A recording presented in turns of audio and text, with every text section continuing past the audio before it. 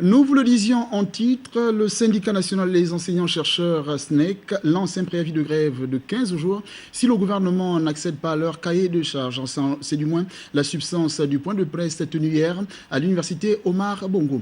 À l'antre du savoir, nos reporters Pierre Claverilla et Ghislaine Andem Assoko.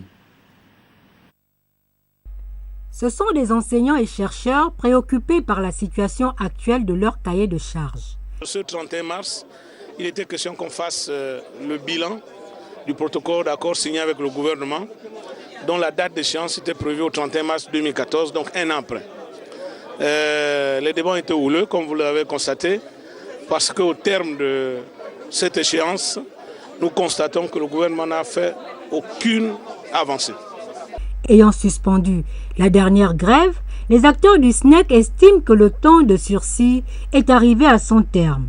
Et au sortir de ces rudes discussions, ils retiennent 2 semaines de préavis de grève. Nous avons ouvert une fenêtre, je dirais, de 2 semaines pour discuter avec le gouvernement afin de clarifier ses intentions par rapport à la promesse faite aux enseignants et chercheurs. La première partie concerne la mensualisation de la prime de recherche. La deuxième partie, le statut particulier des personnels enseignants et chercheurs. Et la troisième partie, la grille indiciaire. Dans tous les cas, les débats sont déjà entamés avec le gouvernement de la République. Pour l'instant, le gouvernement ne nous a exprimé aucune difficulté budgétaire.